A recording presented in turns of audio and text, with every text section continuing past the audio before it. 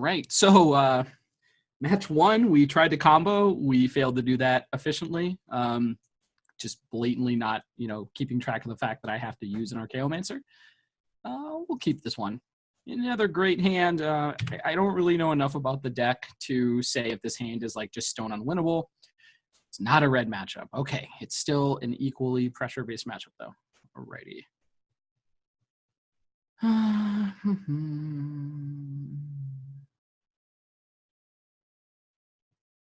So here I'm actually going to run out the cliffs first.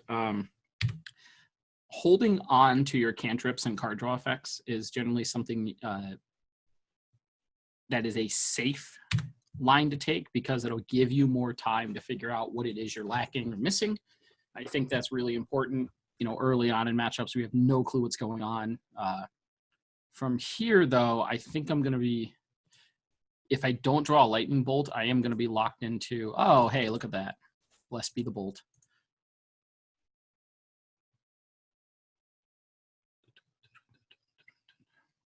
So from here, tap land, untap land. So I think I'm going to play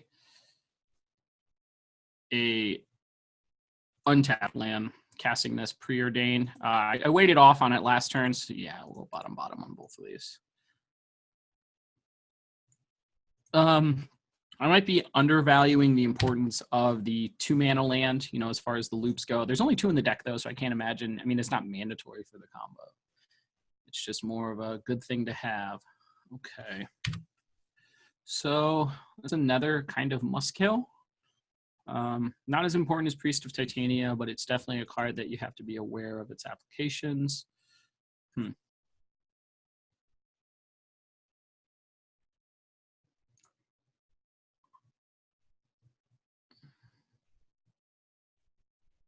Yeah. Run this out there, try to find a removal spell. Nice. So next turn we get to slash the elf. I think I'll elicit the tap out here with that. I also, well,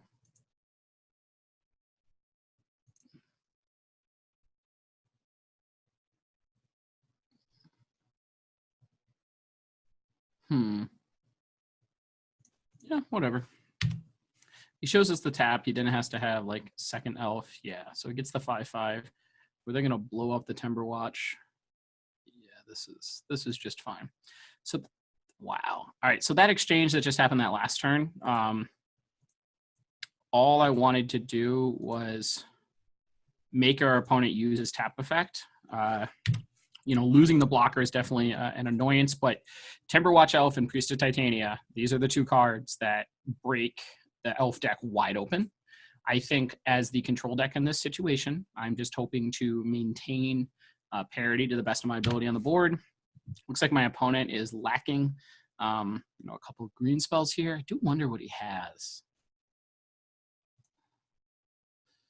Interesting. I'm going to cast a Preordain here. We'll take that. Top, bottom, draw it. We'll shoot this. We'll bolt this. So I wonder if my opponent's like blue-green or like, I think it's Chorus and Melody is like a card draw effect. Maybe he's sitting on the 4-mana like Lissalana Huntmasters. Okay. So I definitely believe that's a draw for his turn. Yep. Okay, so we needed the island there. Coiling Oracle. Yeah, that's what it is. It's blue-green elves. Okay. Showing a little bit of an experience, but now I get to show my favorite card in Ravnica Limited, which was important in my formation of my Magic playing skills. Big surprise. Okay. I'll stop making annoying things like that. Okay, cycle this. And we will do this. So we're actually just going to go top, and pass the turn. If our opponent has a better target for our bolt, we'll fire it off. If not, though, we're just going to cycle this Forgotten Cave. get a card deeper. Okay, so another, oh, apologies, I'm blanking on the set symbol here. Eternal Masters. Yeah, Eternal Masters.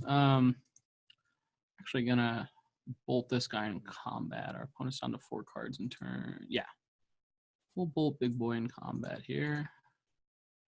Not really a punish for that. Okay, so that's a card that, you know, on curve is going to provide is just a big of a blowout as the Priest or the Timberwatch Elf.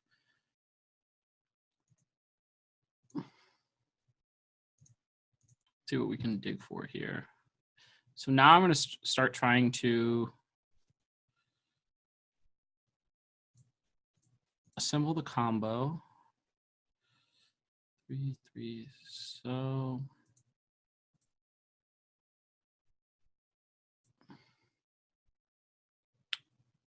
actually, we're just going to flash this back here.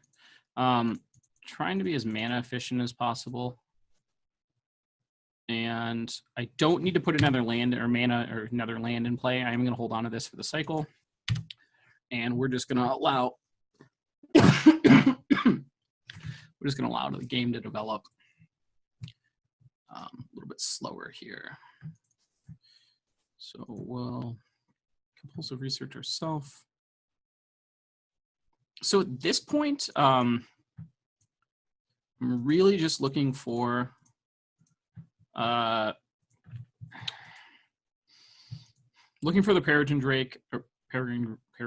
I'm looking for the Drake to go with my Archaeomancer. And let's cycle one of these. Cycle one of these. I guess I should have cycled one of those to see if I hit the maybe another preordain. All right. 5. Cast it. Draw 2 more cards. I am going to play the land here, leave up the counterspell. I don't really foresee our opponent having much of anything. He's a combo deck. We have a bunch of interaction. Let him have that one. So we have our Drake, we have our Archaeomancer, and now we are just waiting on our Ghostly Flicker, and then we can get up to Torch and torch him out. I don't think there's really an interaction point that he's going to have from here.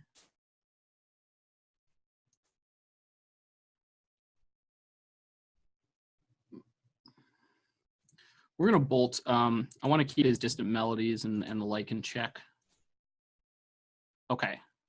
So I think that should be game. We're going to untap 5. We'll then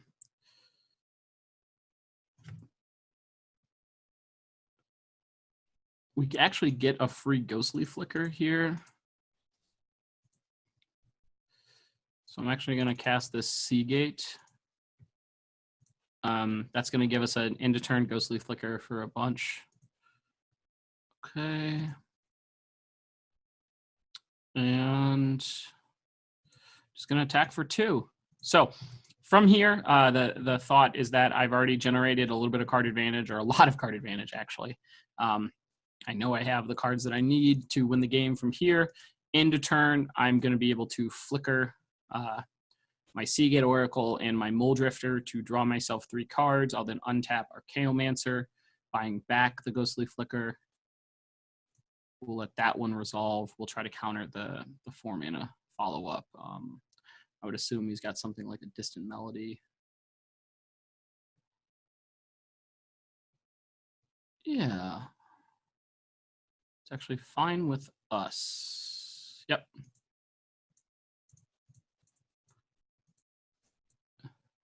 So the nice part from here is we're gonna let him draw his 2 cards.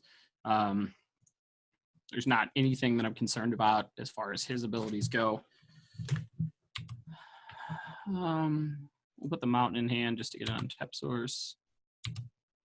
And from here, we're just going to untap and give him the business. I swear I'm in love with the girl. Yep. Okay. From my understanding, his deck doesn't play Daze. But if it did, we have it covered. So we're gonna implement the combo here. I am gonna attack first to cut down on our need for as many loops. So put them to 14.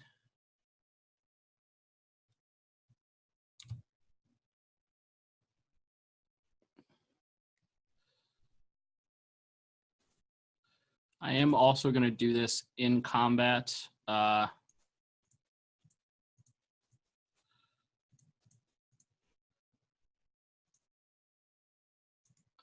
Always going to yield to these.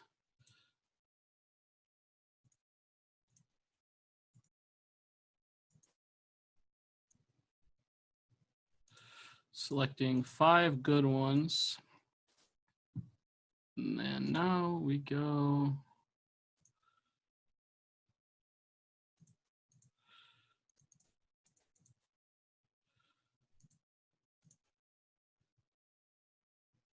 Oh, well.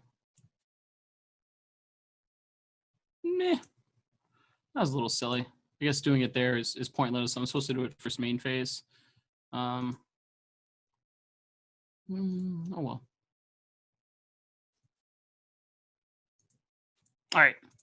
Stumbles or stumbles. We will get our damage in and go to the second main phase and repeat our actual correct loop. From here, we get to untap 2 lands, or excuse me, we're going to net 2 mana per loop. We're going to eventually get up to the 13 mana necessary to just show our opponent 0 life total. And we'll just keep going through this. Hopefully he can see that we've got it, but as is expected online, with the time being a legitimate concern, I will demonstrate or actually go through a full combo. In the meantime, I guess it's a good time to talk about kind of what we're hoping to do here as part of Cardhoarder. I just want to show folks, A, the advantages of having the Magic Online client to improve your game. I think a lot of people are, always asking, well, how did you guys develop? What did you do to get better, et cetera, et cetera.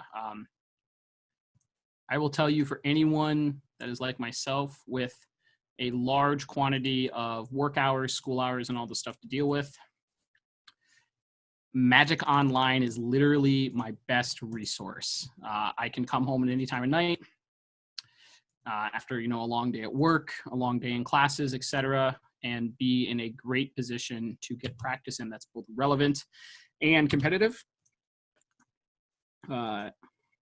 So Magic Online is great.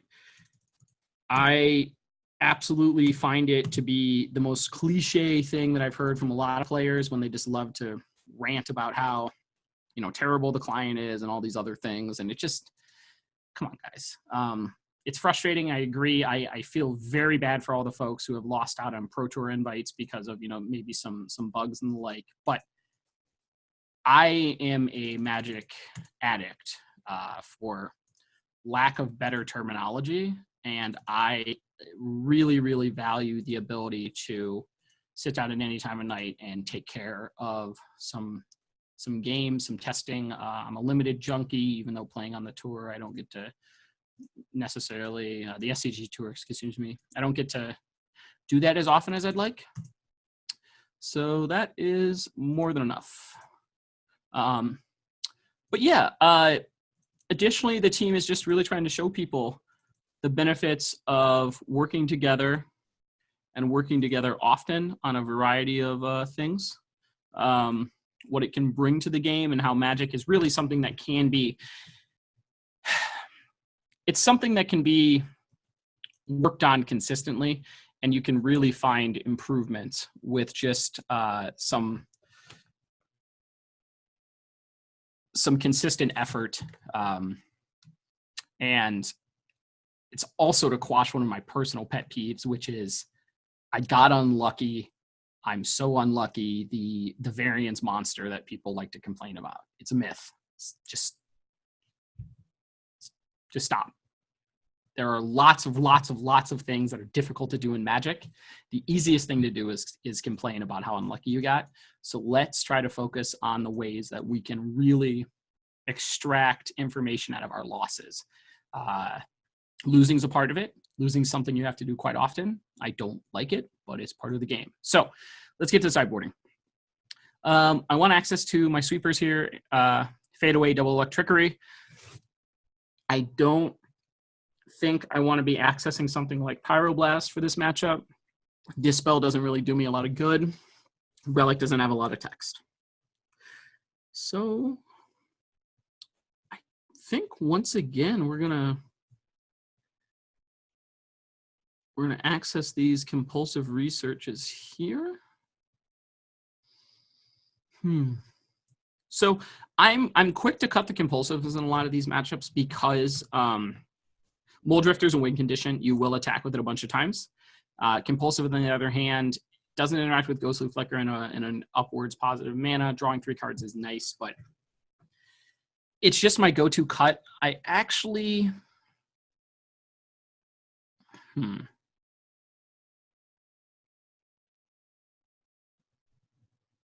No, we're going to keep it as is.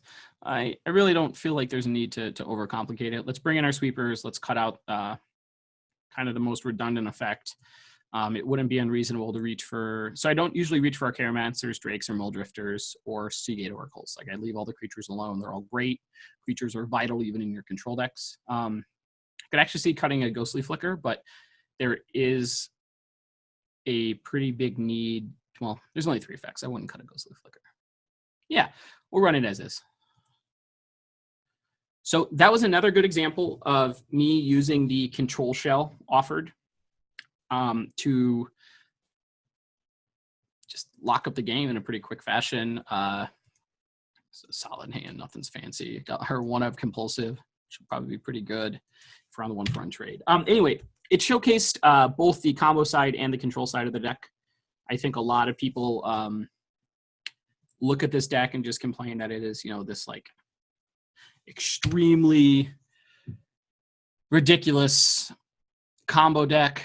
I mean, I know when I looked at it, I was like, ooh, combo, great. This one is definitely going to get some advantages from just putting a good amount of pressure on the board at all times. Oh, he's on that draw. Well, I can still roll the dice.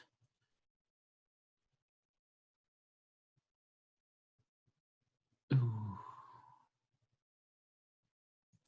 Yep. Past that, Cliff's here. So if our opponent kept a slightly clunkier hand, we have a decent punish here.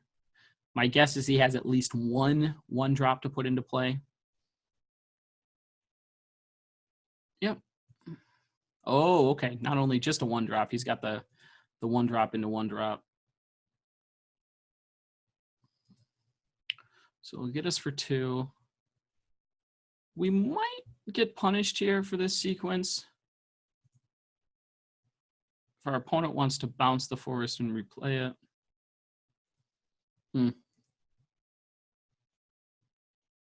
Oh, okay. We're fine. He'll make us eat that. So let us slash you.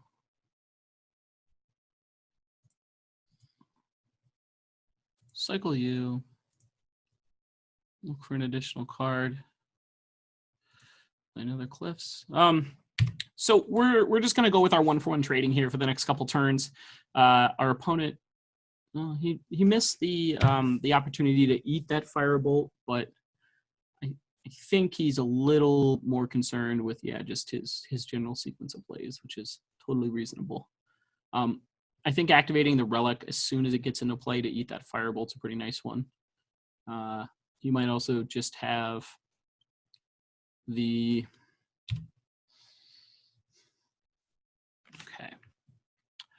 okay.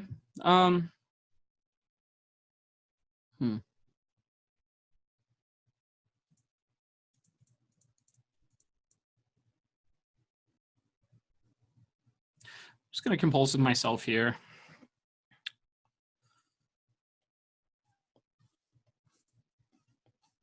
So I don't want to discard 2 cards here. So we're going to discard a land, discard the Forgotten Cave, put the Izzet Guildgate in play. Next turn, if our opponent doesn't produce another mana, we have a pretty sweet fade away, make them sack a couple permanents into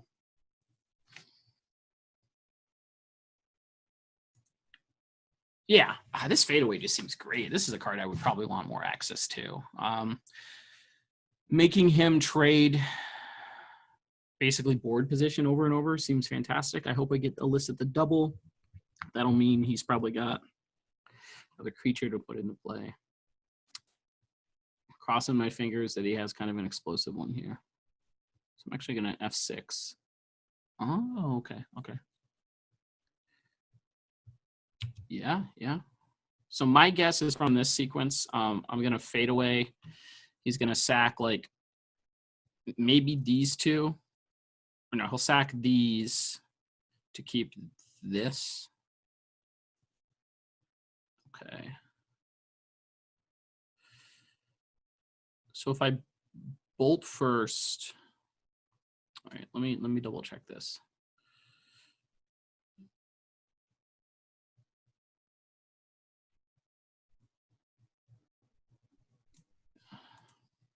Pretty sure I'm supposed to fade away first. So if I fade away first, we assume he sacks 3. Yeah, we'll fade away first.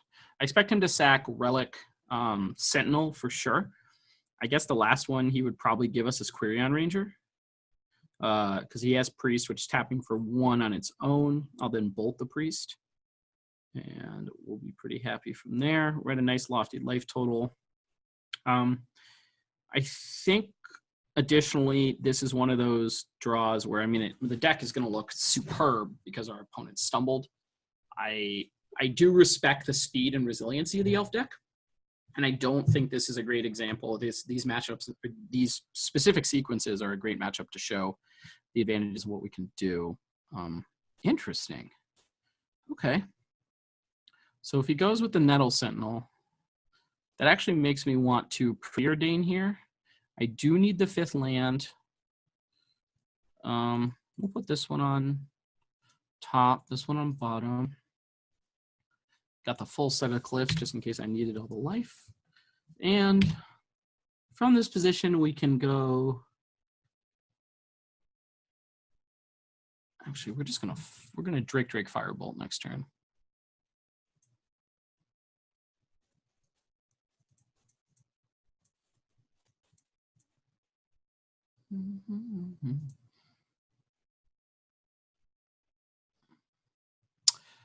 So this is regardless of we'll just imagine our opponent, didn't really sequence much this game. I mean, he didn't. This is just a good example of what I really think the deck's strength is that it's just going to play out some spells early in the game. It's going to trade back and forth. It's going to get into a position where it's just like, I am well on my way to taking this one down, exhausting our opponent's resources one way or another. And then it gets to untap and just put a filthy amount of mana and the like into play, power and toughness. The Drakes are essentially free. I'm capping this off with a quick removal spell here. So from this position, we've got probably a Muldrifter follow-up, 16, 10, 4. Seems pretty good. Yeah. So our opponent definitely got resource denied there and didn't have the most fluid draw, but I think from there we're going to Muldrifter. Yeah, seems fine. Muldrifter, play a Forgotten Cave, just kind of ride it from there. So, all right, well, that was a nice example of I mean, I guess the deck just gets to Goldfish. One issue I've run into Pauper time and time again is timing out. I had an affinity for Tron decks for a while. Excuse me. I had a desire to play a lot of Tron decks with capsize locks and et cetera, and I would time out a lot. This deck feels like it's a lot more fluid on the control end, and you can just grind out an advantage just with, one card after another into, untap, and I put 6 power of flying into play with a couple drakes or something. I am realizing pretty quickly there is no need to just run the combo and see what happens, or click your way through the combo unless it's necessary. So hopefully you folks will join me for the next match. This is Ketter with Cardhoarder Prime.